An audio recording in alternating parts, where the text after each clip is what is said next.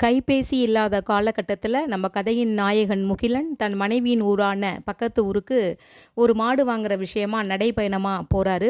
போனவர் நேராக அத்தையின் வீட்டிற்கு சென்று தான் வந்திருக்கும் விஷயத்தை தெரியப்படுத்திவிட்டு மாடு பார்க்க செல்கின்றார். அப்பொழுதுதான் அந்த இடைவெளியில் அத்தை மாப்பிள்ளைக்கு ஏதாவது ஒரு நலபாகம் செய்து தருவாள் என்று எண்ணம். அப்பொழுதெல்லாம் மாமியாரும் மாப்பிள்ளையும் பேசிக்கொள்ளவே வெட்கப்படுவார்கள். அன்றும் அப்படித்தான். மாப்பிள்ளையை பார்த்தவுடன் மாமியாருக்கு கையும் ஓடவில்லை, காலும் ஓடவில்லை. ஓடினாள் அடுக்கலைக்கு, தேடினாள் அரிசியை, எடுத்தாள் அரிசியை, ஊற்றினாள் தண்ணீரை. ஊறிய பின்பு உரலில் அரிசியை மாற்றி எடுத்து வைத்துக்கொண்டு வறுத்து எடுத்து வைத்து கொண்டாள். வெல்லத்தை இடித்து பாகாக்கி 2 ஏலக்காய் சேர்த்து தேங்காய் சேர்த்து ஒரு தட்டில் வேக வைத்து மாப்பிள்ளைக்கு சாப்பிட கொடுத்தாள். சாப்பிட்ட மாப்பிள்ளைக்கோ உலகத்திலேயே இதற்கு ஈடு இணை எதுவும் இல்லை என்றும் ரசித்து ருசித்து சாப்பிட்டு விட்டான். அத்தனையும் தீர்ந்து விட்டது. அவனுக்கோ இன்னும் 2 சாப்பிட ஆசை. அத்தையிடம் எப்படி கேட்பது? வெட்கம். இருந்தாலும் தன் கையில் வைத்திருந்த தட்டை தரையில் தட்டி, அத்தை, இந்த தட்டு ரொம்ப அழகா இருக்கே, எங்கே வாங்கினீங்க அப்படின்னு கேட்குறாரு. புரிந்து கொண்ட அத்தையோ தன் கையில் வைத்திருந்த கொழுக்கட்டை குண்டானை கீழே கவிழ்த்து, இந்த பாத்திரம் வாங்கின இடத்தில்தான் மாப்பிள்ளை இதையும் வாங்கினேன் என்று கூற அவனுக்கும் புரிந்துவிட்டது. இருந்தாலும் அத்தையிடம் அந்த பலகாரத்தின் பெயரை கேட்டு வைத்து கொண்டான். வரும் வழியெல்லாம் அதை நினைவுபடுத்துவதற்காக கொழுக்கட்டை என்று சொல்லிக்கொண்டே வந்தான்.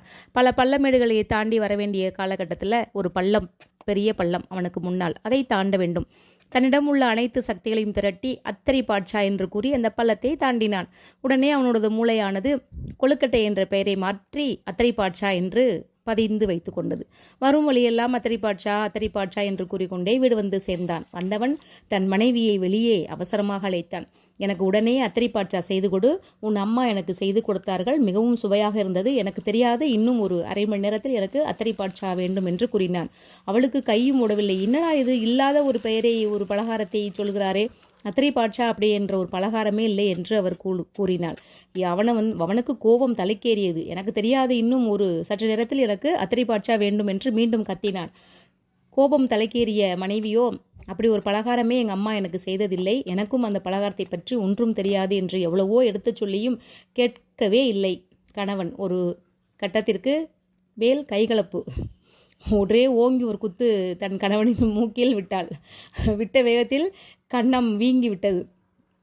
அவனும் அழுது கொண்டு அத்தரி பாட்சாவை நினைத்து கொண்டு வாசலில் அமர்ந்து விட்டான்.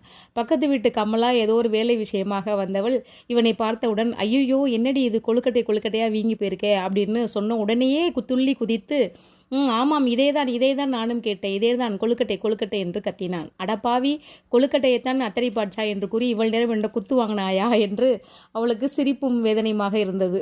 என்ன செய்வது, அடித்து விட்டோமே என்று மீண்டும் அடுக்கலைக்கு போய் அவள் கொழுக்கட்டையை செய்து தன் கணவனுக்கு பரிமாறினாள் என்று நான் சின்ன குழந்தையில் இந்த கதையை கேட்டு ரசித்திருக்கின்றேன்.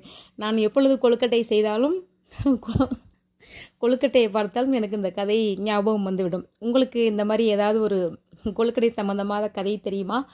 இருந்தாலும் ஒரு லைக் பண்ணுங்கள், ஷேர் பண்ணுங்கள். கொழுக்கட்டை மிகவும் சுவையான ஒரு பண்டம். விநாயகருக்கு மிகவும் பிடித்த ஒரு கொழுக்கட்டை அருமையாக இருக்கும்.